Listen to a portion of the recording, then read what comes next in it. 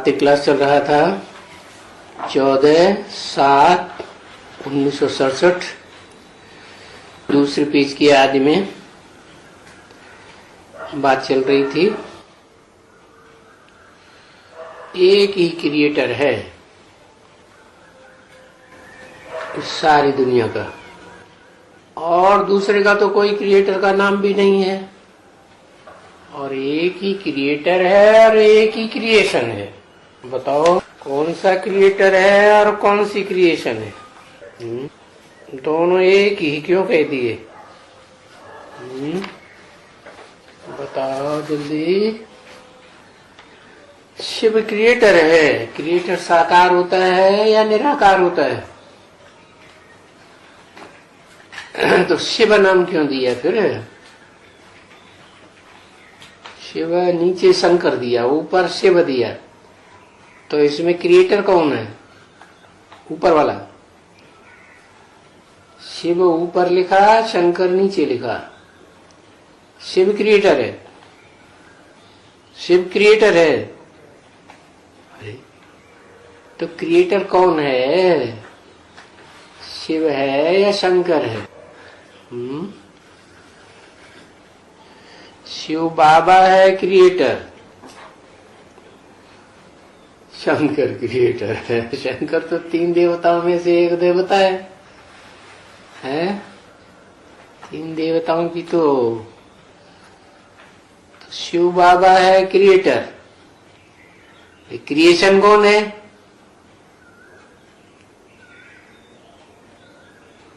परम ब्रह्म है क्रिएशन। वो तो एक ही बात हो गई।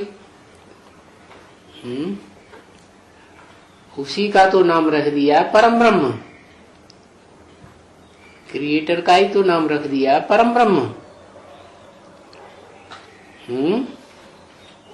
तो वही क्रिएटर वही क्रिएशन कि अलग अलग होते हैं?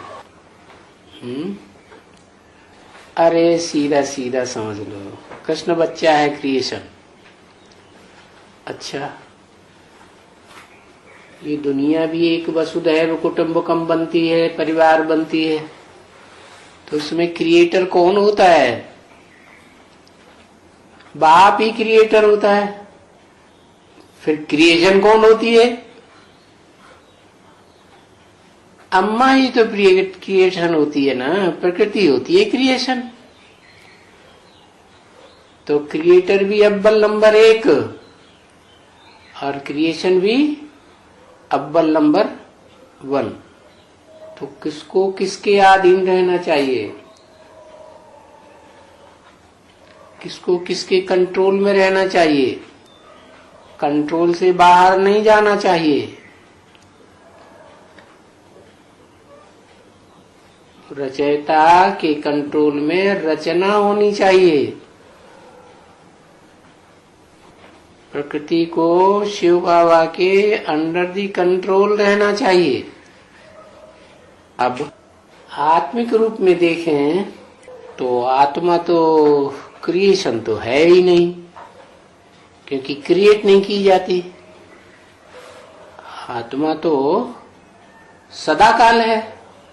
जो चीज पहले नहीं थी फिर बाद में बनाई गई तो कहा जाता है क्रिएशन। जैसे कुम्हार है, वो तो पहले से भी है, घड़ा नहीं है। घड़ा बाद में बनाया गया तो क्रिएट किया गया। तो इससे साबित हुआ कि आत्माओं में क्रिएशन की बात नहीं है। आत्माएं सभी क्रिएटर हैं नंबर 1, लेकिन अव्वल नंबर कौन? आत्मिक स्थिति में, क्योंकि आत्मा क्रिएट तो नहीं की जाती, आत्मा का परिचय मिलता है।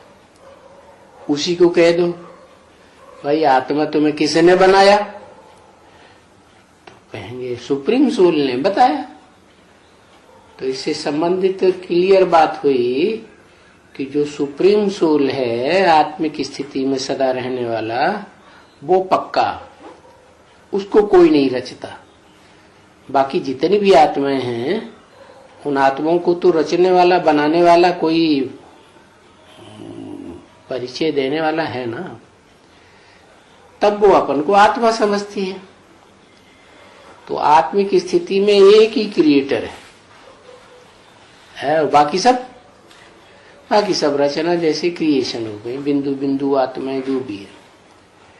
तो सभी ज्योति बिंदु आत्माओं को एक सुप्रीम सोल बाप के क्रिएशन में अंडर द कंट्रोल रहना चाहिए। लेकिन रहेंगी तब जब पहचानेंगी। तो पहचान के लिए साकार शरीर चाहिए। तो बताया कि मैं जिस तन में प्रवेश करता हूं वो है अव्वल नंबर क्रिएशन। क्या अव्वल नंबर क्रिएशन कौन हुई?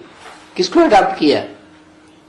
आते ही आते जो मनुष्य सृष्टि रूपी परिवार है उसको रचने वाले बाप ने, सुप्रीम सोल ने किसको क्रिएट किया? किस आत्मा को क्रिएट किया कि तुम आत्मा हो। पहले नहीं पता था। तो आत्मिक स्थिति पक्की करने के बाद वो आत्मा जो है वो पहली क्रिएशन बनती है, आदम। तो चलो क्रिएशन साकार में हुई, वो क्रिएटर साकार में हुआ। निराकार में क्रिएटर तो शिव है आत्माओं का। आत्मा ऐसे रची नहीं जाती, क्रिएट नहीं किए जाती, है तो पहले से ही, लेकिन पता ही नहीं है तो जैसे नहीं है। तो आत्माओं का बाप ने साकार सृष्टि रचने के लिए क्रिएट किया। किसको क्रिएट किया? माता को, आदम को क्रिएट किया।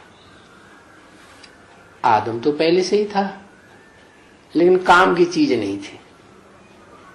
काम का था, आदम काम का था। क्यों नकामा? क्यों? क्योंकि दूसरों के अंदर की कंट्रोल चला गया। दूसरों की बात को जानकारी ले ली और जो दूसरों की बातों को मान लिया, सुनी बातों पर विश्वास कर लिया। जो असली बात है वो तो भूल गया कि मैं अपने को ही भूल गया। तो जो अव्वल नंबर क्रिएशन है वो कौन हुई? शिव बाप की है।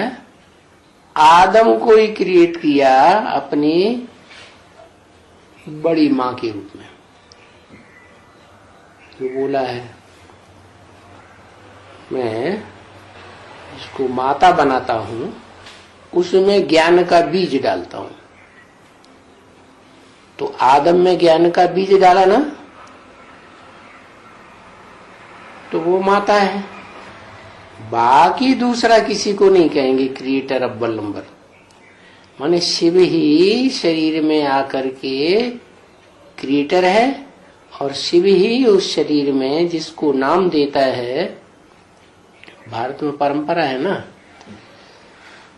कन्या जब ससुराल जाती है तो उसका नाम बदल देते हैं। तो परंपरा यहां से शुरू हुई है। आदम था पहले का नाम, जो लोग बोलते थे ये आदम, लेकिन बाद में क्या नाम दिया? ब्रह्मा। और वो भी पहला नंबर बीच का या बाद का? पहला नंबर। तो बड़ा ब्रह्मा हो गया, बड़ी अम्मा। जैसे परिवार होता है तो जो पहली शादी की पत्नी होती है तो बड़ी माँ कही जाती है। तो एक ही क्रिएटर है और एक ही क्रिएशन है, दूसरा कोई क्रिएटर है भी नहीं। ऐसे भी नहीं है कि बाप ने कोई नीचे या कोई ऊपर या और कोई दुनिया स्थापन की है, नहीं। ऐसा कोई वसुधैव कुटुंबकम नहीं बनाया ना। क्रिएटर एक, तो फिर ये क्रिएशन भी एक। क्या ये क्रिएशन किसकी तरफ इशारा किया? ये क्रिएशन, ये माने कौन है? अव्वल नंबर का नाम होता है ज्यादा से ज्यादा, 2m नंबर डुप्लीकेट का नाम हो जाएगा।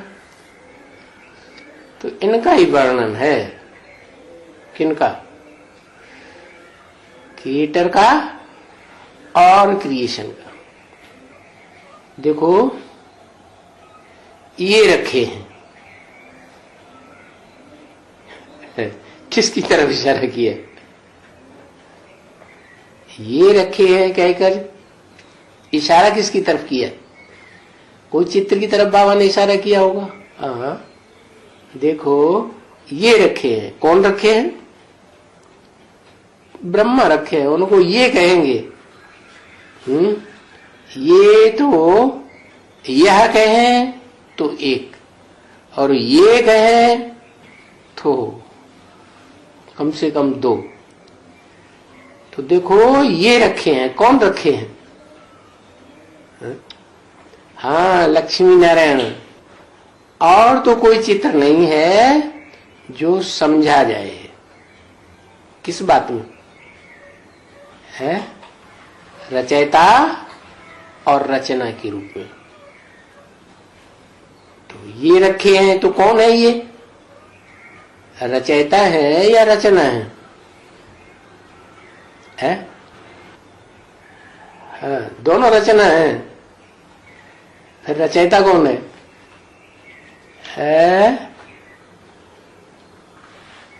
ये दोनों रचयिता और रचना है। फिर इनमें रचयिता कोई है या रचना कोई है, या दोनों रचना है या दोनों रचयिता है? क्या है? इसमें रचयिता कौन है, रचना कौन है? भगवान भगवती बनाते हैं और भगवान आकर भगवान भगवती बनाते हैं। कौन है भगवान फिर रचयिता?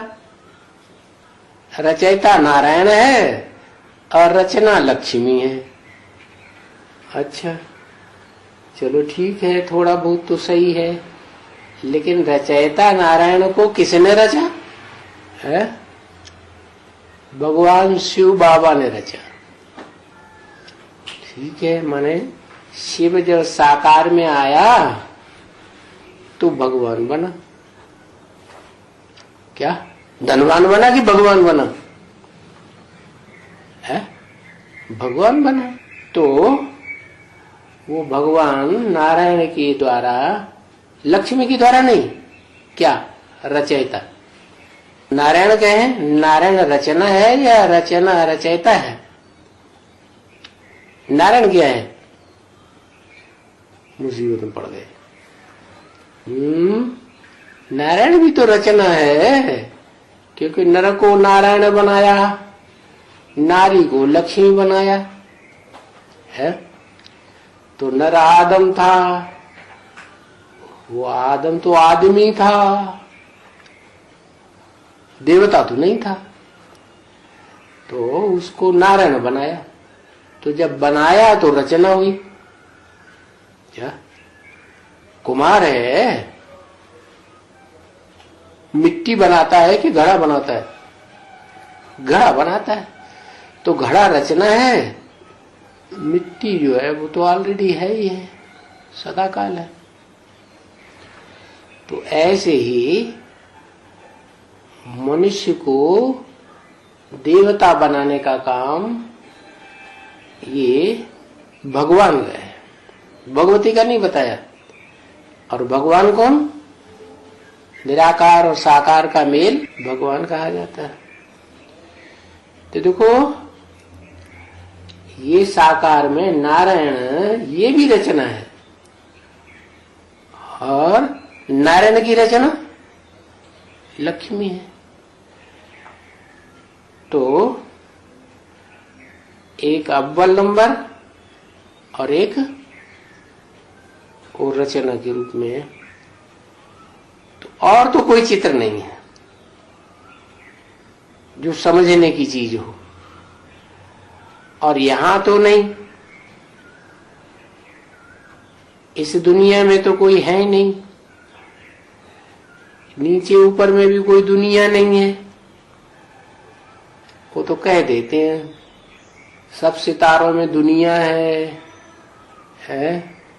मंगल पर है, बुध पर है, जाने कहाँ कहाँ जाने का प्रयास करते रहते हैं कि वहां भी दुनिया है। अरे वहां दुनिया कहाँ से हो सकती है? दुनिया, जीव जंतु, जीवन वहीं हो सकता है जहां सूर्य से निश्चित दूरी हो, वहीं जीवन पनप सकता है। जैसे पृथ्वी है, नॉर्थ पोल साउथ पोल पे कोई जीव जंतु है नहीं है। क्यों? क्योंकि सूर्य की दूरी ज्यादा हो गई नॉर्थ पोल और साउथ पोल में, इसलिए इतना सर्दी का मौसम है, ठंडा है, कोल्ड है कि कोई जीव जंतु पनप ही नहीं सकता। तो पृथ्वी पर ही जब इतना अंतर है, जहां जीवन हो सकता है और जहां जीवन हो ही नहीं सकता, तो और जो ग्रह उपग्रह हैं वो तो कितनी दूर होंगे और कितने नजदीक होंगे, तो वहां जीवन होने की संभावना कोई हो ही नहीं सकती। ऐसे ही मुगालते में बोलते रहते हैं उड़न तस्तरी आई, कोई दूसरे ग्रह उपग्रह से आई लड्डू। आती है क्या? कुछ नहीं, यही तो भूत प्रेत आत्माएं हैं जो रूप धारण कर लेती है। तो नीचे ऊपर कोई दुनिया नहीं है। ये भी बच्चे जानते हैं क्या कि इस दुनिया में भी कोई प्रलय विलय नहीं होती है क्या? प्र माने प्रकष्ट रूप से, लय माने लीन हो जाए, सब कुछ लीन हो जाए। लीन हो जाए माने दिखाई ही न पड़े। तो ऐसा होता है क्या? प्रलय होती है क्या? प्रकष्ट रूप से लीन हो जाता है सब, कुछ नहीं बचता। क्या बचता है? बाल बचता है, चोटी बचती है। चोटी का मतलब ये है, चोटी का पुरुषार्थ करने वाली आत्मा बचती है। चोटी का मतलब ये नहीं कि बालों की चोटी बच जाती है, नहीं। तो वो चोटी का पुरुषार्थ करने वाली मनुष्य आत्मा वो है आदम। तो साकार रूप में अगर देखा जाए तो वो ही रचयिता बनता है। लेकिन बनता कब है? वो नई सृष्टि का रचयिता तब बनता है जब उसमें शिव सुप्रीम सोल प्रवेश करे। बाकी ऐसे नहीं कि वो भी खत्म हो जाता है। हो जाता है, फिर खत्म नहीं होता। आदम का आदम ही बना रहता है, आदम नहीं बना रहता है। आदम माना सड़ा हुआ शरीर। क्या? फिर योग बल से उसको परिष्कृत किया जाता है। जैसे दुनिया में भी बीज बोए जाते हैं, बीज बोए जाते हैं तो क्या करते हैं? पहले बीज को परिष्कृत करते हैं, सुधारते हैं, है ना। आजकल स्वाभिमानी संस्था निकली है तो वो गोबर और मूत्र मिलाए देते हैं और उसमें बीज डाल देते हैं। क्या क्या करते हैं? गोबर, बाद के बाबा कहते विकारों की लेटरिन, टट्टी पेशाब में, गऊ की टट्टी पेशाब में वो बीज डाल देते हैं। एक दो दिन पड़ा रहेगा तो कहते हैं परिष्कृत हो गया। वाह भैया, खूब बनाई बनता है। तो ये आदम बीज ऐसे डाल दिया जाता है। कहाँ डाल दिया जाता है? तेरे की नहीं। समझ गए कि नहीं? है तो सच्ची बात की झूठी बात? सच्ची बात है। बाकी परिष्कृत बीज हो जाता है तो परिष्करण होने के बाद फिर उसे पता लग जाता है सच्चाई का कि आखिर असली सुख क्या है। क्योंकि चीज की जब तक अति नहीं हो जाती तो अंत नहीं होता। क्या? अति होती है तो अंत हो जाता है। तो ये तो विकृति है जो द्वैतवादी धर्मपिताएं आते हैं वहां से शुरू होती है, विचार की विकृति। बाकी उसमें तो पतन ही होना है, उत्थान तो होना ही नहीं, ना आत्मा का उत्थान न शरीर का उत्थान। हाँ ये है कि जैसे धोबी होता है, बाबा कहते हैं मैं हूं वाशरमैन। क्या हूं मैं अव्वल नंबर वाशरमैन। तो वाशरमैन क्या करता है? वाशरमैन कपड़ों को धोता है। कपड़ों को धोता है तो कहाँ घर में धोता है सारे कपड़े? नहीं, घाट पे ले जाता है। क्या जैसे वो कंपिल में वो घाट प्रसिद्ध है ना द्रौपदी के कुंड का, तो वहां वो बैठते हैं महाब्राह्मण लोग, कहते हैं आ जाइयो कटोरी के यजमान जाई घाट पे। क्यों भाई जाई घाट पे क्या है? वहां पानी होता है तो वहां धोबी लोग कपड़े धोते हैं। वहां एक कुंड नहीं है, कई एक विसरात नाम के कई कुंड बने हुए हैं, उनमें पहले कपड़े अपड़े धोए जाते होंगे। तो बताया कि वो जो कपड़े हैं वो हुआ शरीर रूपी कपड़ा आदम, और उस आदम को निमित्त बनना पड़ता है जिसमें शिव बाप प्रवेश करते हैं। प्रवेश करते हैं तो क्या करते हैं? कपड़े जो भी हैं सफाई करने के लिए, वो सारे कपड़े पहले अच्छी तरह से, वो मिट्टी आती है खेतों की, उसे कहते हैं रेव। क्या उस रेव में उन कपड़ों को अच्छी तरह से सौंध करते हैं, सान देते हैं, बहुत गंदा बनाए देते हैं। पहले तो फिर भी अच्छे थे, पहनने योग्य थे, फिर इतना कर दिया कि कोई को ऐसा गंदा बना के सुखा के दे दो भाई पहनो तो भाग जाएगा हम नहीं पहनते। तो ऐसी हालत कर देता है कपड़ों की। और कपड़ों की ऐसी हालत करने के बाद फिर नहीं, पहले गधा बुलाता है। क्या? गधे का काम है कपड़े घाट तक ले जाना। क्या? क्योंकि घाट पे तो धोबी ही कपड़े धोएगा, कभी कभी धोबिन भी हाथ लगाए देती है, दोनों मिलकर के कपड़े धोते हैं। तो वो घाट पे वो गधा ले जाता है और फिर गधा वहीं घाट से साफ कपड़ों को उठा करके, गीले गीले गीले ज्ञान जल मिला हुआ है उनमें, उनको उठा के ले आता है। फिर धोबी सुखा के अच्छे से प्रेस करके बांट देता है। तो ये बात है कहाँ की?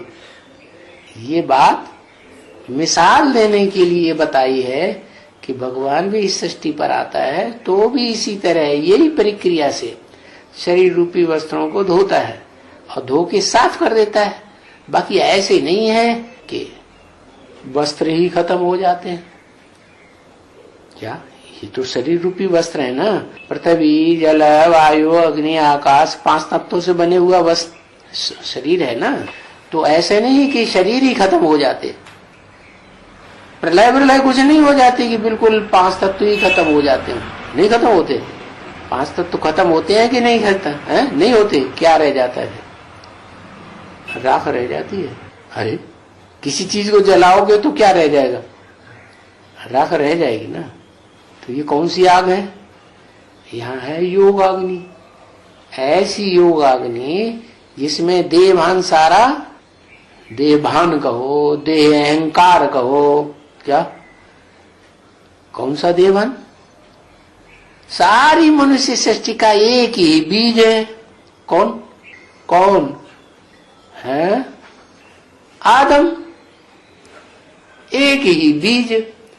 उस बीज को है तो परिष्कृत कर दिया, परिष्कृत कर दिया, वो अपने सही स्वरूप में आ गया।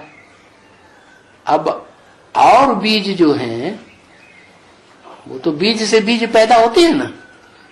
तो एक बीज सुधर गया तो वही बीज जो है सार रूप में तैयार हो जाता है।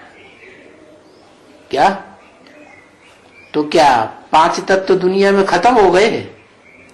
प्रलय हो गई? हो गई।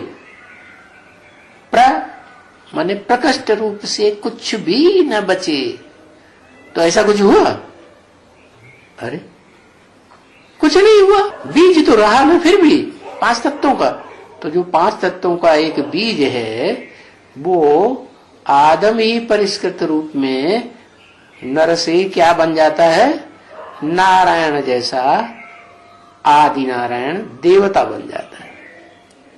बाकी प्रलय विलय कुछ नहीं होती। और वो बनता कैसे है? वो एक ही क्रिएटर है क्या? और एक ही क्रिएशन है जो शरीर के रूप में क्रिएशन है। क्योंकि शरीर जो है 5 तत्वों का पुतला है ना। और वो शरीर योग अग्नि से क्या बन गया? शरीर योग अग्नि से भस्म हो गया। तो इसलिए भक्ति मार्ग में शंकर जी को और शंकर जी के फॉलोअर्स क्या करते हैं? वो जो होते हैं ना, वो साधु सन्यासी अघोरी, वो भस्म मिल जो आदमी जलाए दिया जाता है ना, तो उसका राख लेकर के शरीर में मल देते। अरे राख मलने की बात थोड़ी ही है, शरीर को राख बनाने की बात है। इसलिए बाबा ने बोला अब देखेंगे राख कौन बनते हैं और कितने बनते हैं।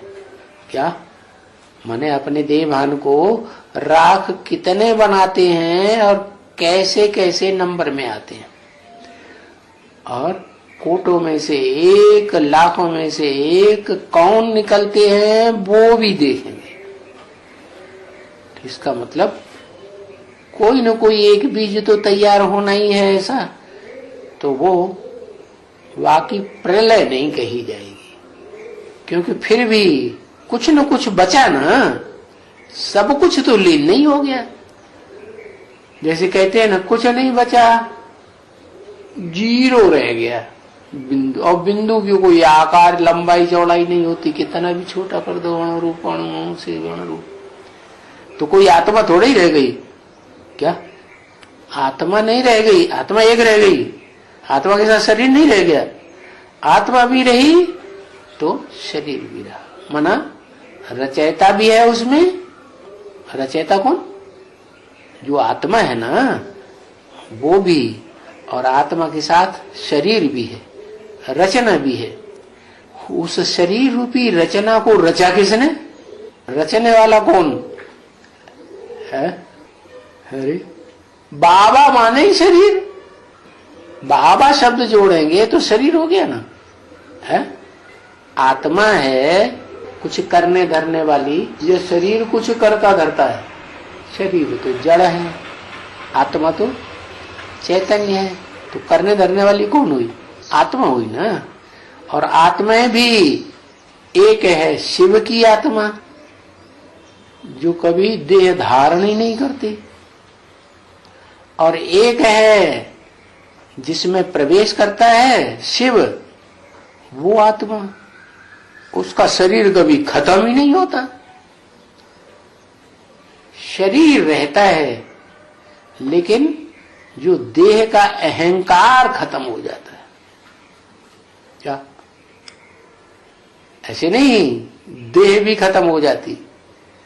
देह रहेगी लेकिन देह का अहंकार खत्म हो जाता। माने ज्योति बिंदु आत्मा समझता है, वो देह की स्मृति खत्म हो जाती है।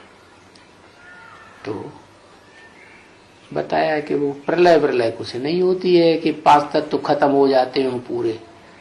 वो बीज रूप में जो लिंग दिखाते हैं, मंदिरों में पूजा होती है, सारी दुनिया में खुदाइयों में लिंग मूर्तियां मिली हैं, वो इस बात की यादगार हैं कि ये बीज कभी खत्म होता नहीं।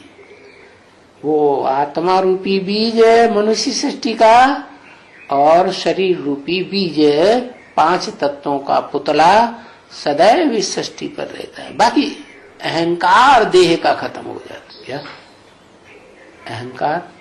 अहम माने मैं, ये याद रहता है उस आत्मा को क्या कि मैं देह हूं?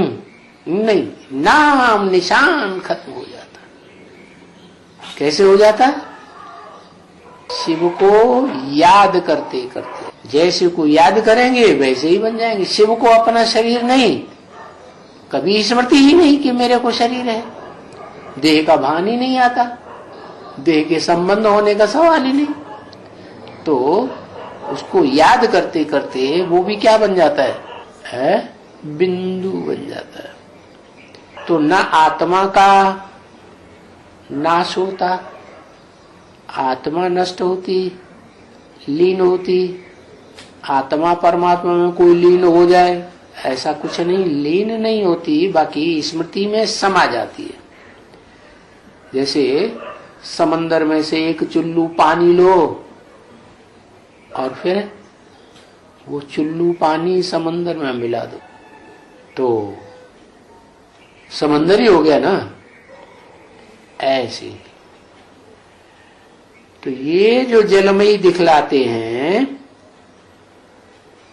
वो ऐसी जलमयी भी नहीं होती है कि सब कुछ डूब जाए।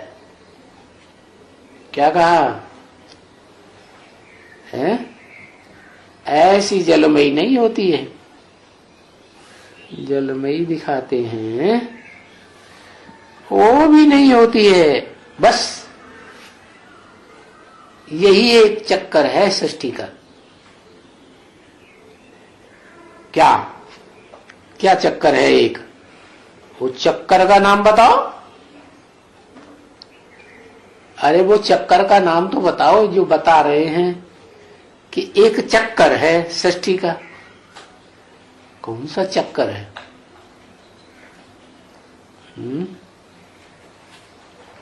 बताएंगे नहीं जल्दी। कहते तुम ही सब कुछ बताते रहो, हम कुछ नहीं बताएंगे। है 5000 वर्ष का ड्रामा चक्कर है। 5000 वर्ष का ड्रामा कल्प का चक्कर है। अरे वो कुछ देखने पढ़ने की चीज है जो एक है? सृष्टि का चक्कर है। सृष्टि तो देखने में आती, 84 जन्म का चक्कर है। वाह भाई, जो बच्चों को बैठ करके समझाया जाता है कि ये एक ही चक्कर है। क्या? अरे सबसे जास्ती चक्कर ही कौन चलाता है? फिर जो सबसे जास्ती चक्कर ही चलाता है वही तो चक्कर हुआ ना, घन चक्कर सबसे बड़ा दुनिया का। कौन हुआ एक चक्कर? वही चक्कर। लेकिन व्यास नाम तो वास्तव में कहाँ का है? ये तो द्वापर के आदि का नाम है व्यास। ये वो वहीं खत्म नहीं हो जाता। वो व्यास वाली आत्मा त्रेता में राम सीता के रूप में है, तो सतयुग में राधा कृष्ण के रूप, वो लक्ष्मी नारायण के रूप में है, तो सतयुग से भी पहले बैकुंठ में आदि नारायण के रूप में।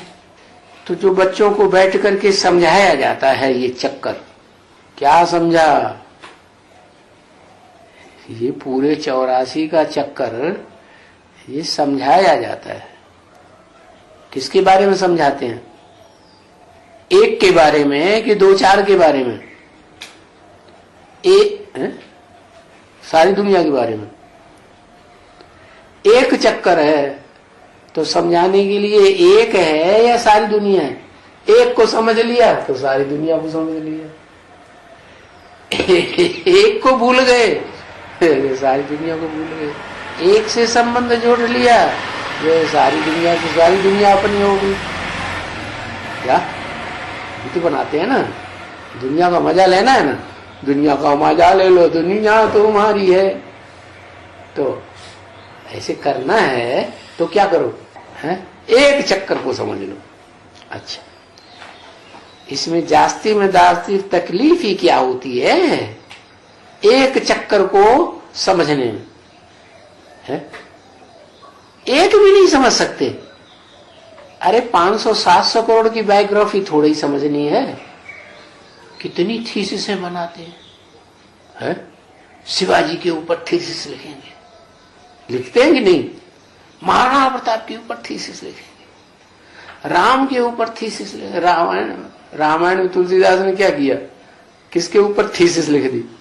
राम के ऊपर थीसिस लिख दी। अरे दुनिया में 500 करोड़ हैं, किसकी किसकी थीसिस लिखेंगे, किसकी किसकी जीवन कहानी लिखेंगे? है विद्वान पंडित आचार्य ने उन्होंने कृष्ण की थीसिस बनाई दी, जबकि कृष्ण का नाम था भी नहीं गीता में, तो भी नाम डाल दिया। तो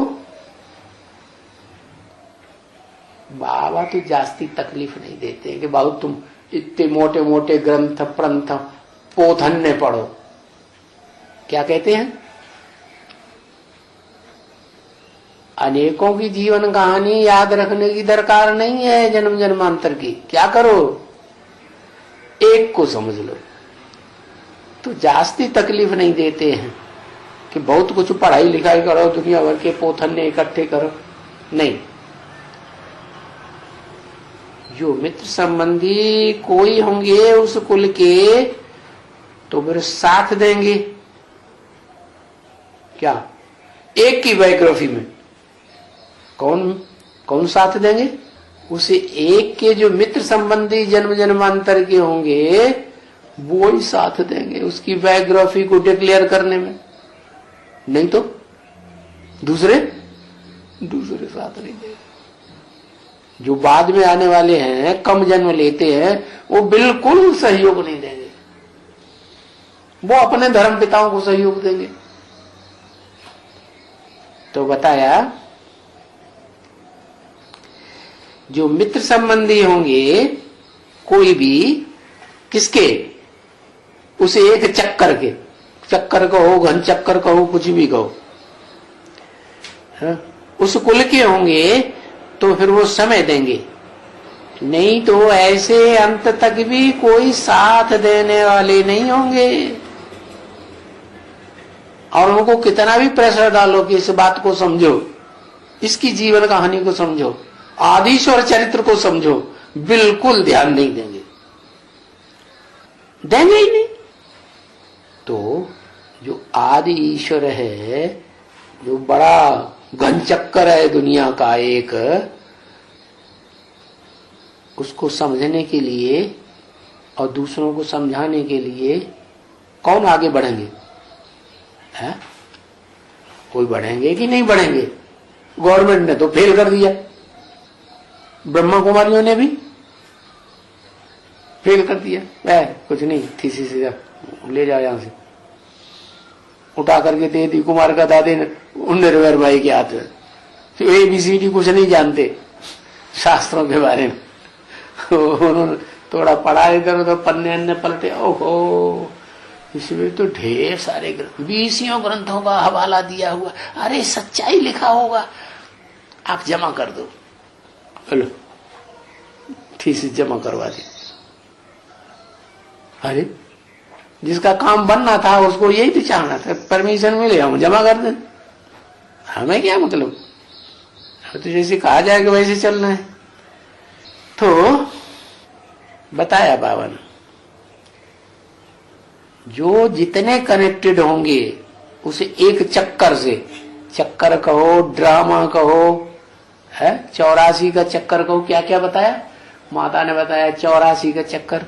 क्या बताया? व्यास, एक व्यास चक्कर। लेकिन व्यास तो पूरा चक्कर ही नहीं लगाता, व्यास नाम तो द्वापर युग से आया। नारायण, नारायण भी गलत हो गया, आदि नारायण। हाँ, षष्ठी का चक्कर बताया। तो ये कोई व्यक्ति थोड़े ही है जिनकी जीवन कहानी बताई जाए। जीवन कहानी तो जो जीता है, जीवन है, उसी की बताई जाएगी ना। तो उस जीवन कहानी को समझने में कोई हर्जा नहीं रहता है। बच्चे हैं, बच्चे फिर उनको छोड़ देना होता है कि भले ये जो कुछ खाए, ये पिए या कुछ भी करे, सिगरेट पीवे, कोई चिलमन सीखे, फलाना करे, समझाते समझाते आखिर में छोड़ देना पड़ता है। ये क्या बात हुई है? क्या कहा? फिर ये समझा जाता है कि ये नहीं चल सकती है। क्या ये आत्मा सहयोग इस बारे में पहचान में कि एक को किसको पहचानना है, ये चल नहीं सकती आत्मा।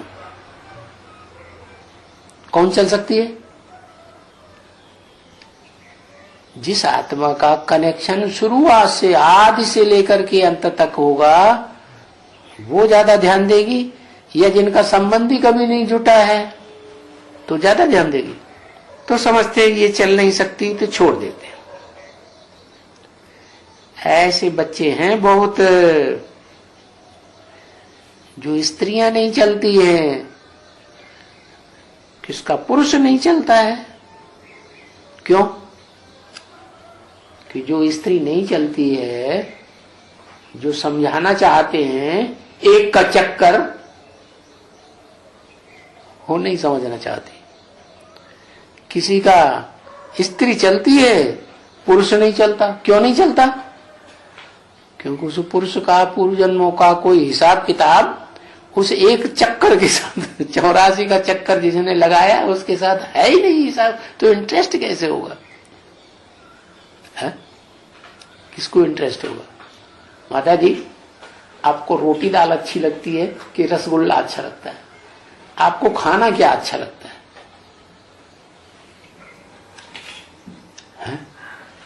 सच्ची सच्ची बताना। रोटी अच्छी लगती है। ओहो, ये तो पक्का रुद्रमाला का मणका है। क्या अच्छी लगती है? रो पहले, पिट्टी की तरह पी बाद में। वाह भैया, माता जी तो बहुत चालाक आदमी है। आदमी है कि माता है? नहीं, आत्मा को देखोगे पुरुष है, पुरुष। हाँ ठीक है, रोटी अच्छी लगनी चाहिए है, लेकिन सतयुग में तो रोटी नहीं मिलेगी, भाग ही नहीं होती जो रोटी मिले। तो क्या करोगे? फल खाएंगे है। अच्छा, और वहां खाना क्या होता है? देवताओं का भोजन तो बहुत थोड़ा होता है? जैसे शिव बाबा वासना लेने से ही संतुष्ट हो जाता। बाबा कहते मैं तो वासना भी नहीं लेता है। तो ऐसे ही सतयुग में तो आत्मा बन के रहते हैं, आत्मा की स्मृति रहती है। तो देह को खाने की ज्यादा खाऊं जो पेट में बढ़ जाए बढ़ाऊं, जरूरत ही नहीं। तो बताया कोई का पुरुष नहीं चलता, कोई की स्त्री नहीं चलती। क्यों नहीं चलती? कारण पता चला। क्या पता चला? कि पूर्व जन्म का उनका हिसाब किताब उस एक के साथ नहीं है। तो यही तो फिर विघ्न होता है। क्या? अबलाओं के ऊपर भी तो बाल बच्चों के ऊपर भी, बच्चियों के ऊपर भी विघ्न हो जाता है। क्या?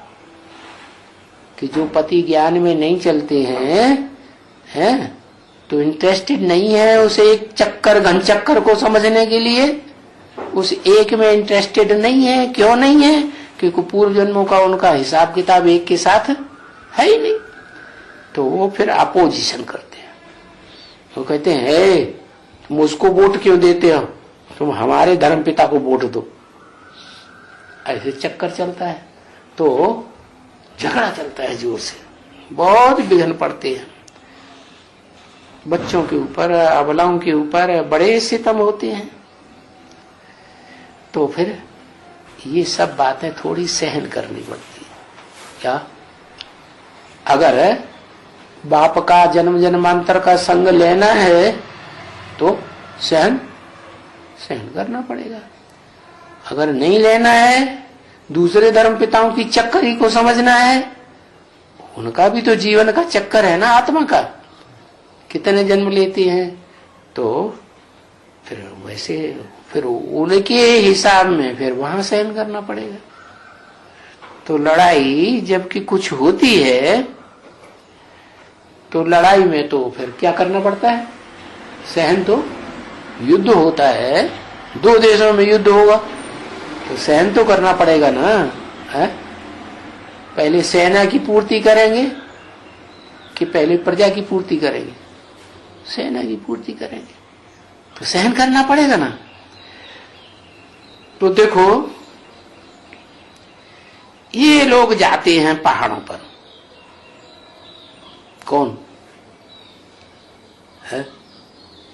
भगत लोग पहाड़ों पर जाते हैं, कितनी ठंडी में जाते हैं, वहां कैलाश पर्वत पर, वहां अमरनाथ की गुफा में। ओहो, ये ठंडी का क्या मतलब है?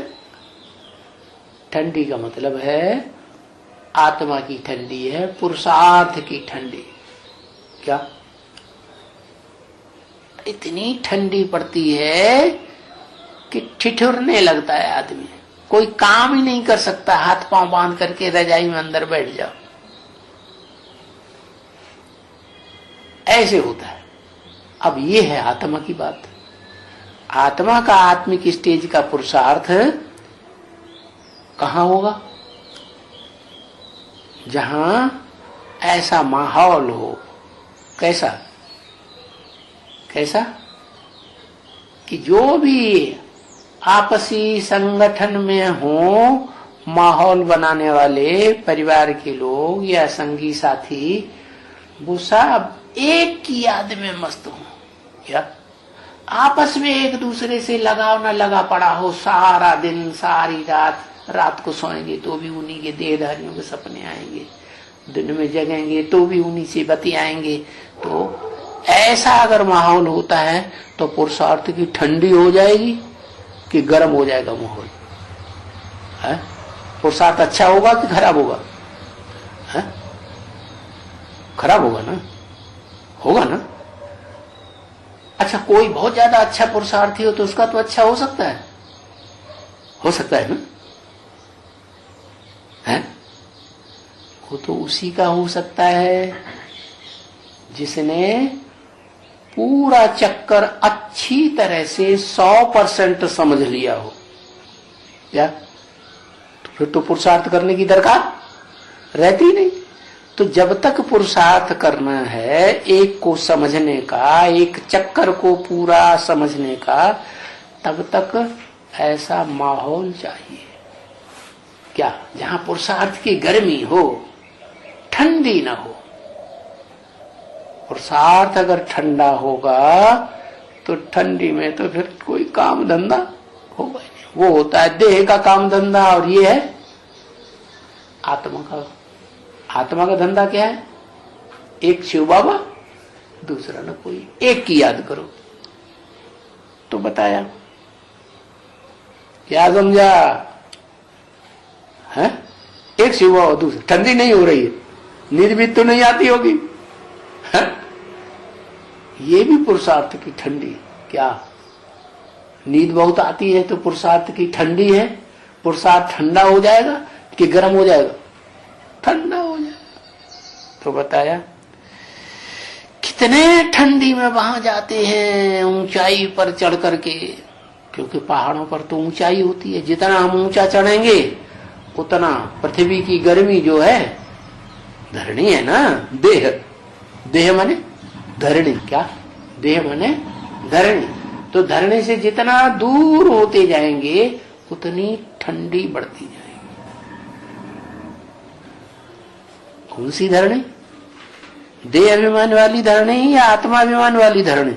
धरणी भी दो तरह की, एक भारत की धरणी और एक वो पाताल लोक जिसे कहते हैं अमेरिका, वहां की। बहुत अंतर। माता जी पाताल लोक में जाएंगे कि नहीं? राक्षस रहते हैं वहां। कैसा पुरुषार्थ होगा? है?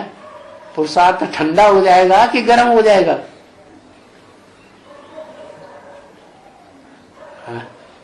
ठंडा हो जाएगा। इसलिए डर गए, मना ही कर दिया, हम नहीं जाते।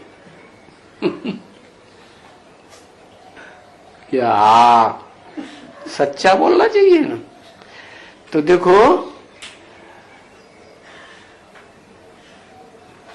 पहाड़ों पर जाते हैं, कितनी ठंडी, कहाँ पानी में, कहाँ कहाँ तो सहन करना पड़ता है ना। क्या स्नान करने जाएंगे पहाड़ों पर, पहाड़ का पानी तो बहुत ठंडा होता है ना। तो वहां हीटर ले जाएंगे साथ में, क्या पंडों से कहो हमें हीटर का पानी दो तो मिलेगा? नहीं मिलेगा, ठंडे पानी में ही स्नान करना पड़ेगा। जैसे वहां कहीं कहीं तो गर्म कुंड भी होते हैं गर्म पानी के, जैसे बद्रीनाथ में। क्या बद्रीनाथ में एक कुंड है, उस कुंड में गरम गरम पानी निकलता है, पता नहीं गंधक से पोटास से कहां से छूता हुआ आता है। तो कहां पानी में ठंडी में स्नान करना पड़े, कहां कहां तो सहन करना ही पड़ता है ना। क्यों? ऊंची स्टेज में जाना है तो सहन करना है। ऊंची स्टेज माने क्या? ऊंची स्टेज माने सुख की स्टेज, नीची स्टेज माने दुख की स्टेज। ऊंची स्टेज है स्वर्ग और नीची स्टेज है नरक, नाली। तो अगर ऊंची स्टेज में जाने का पुरुषार्थ करना है तो क्या करना है? सहन तो करना ही पड़ेगा।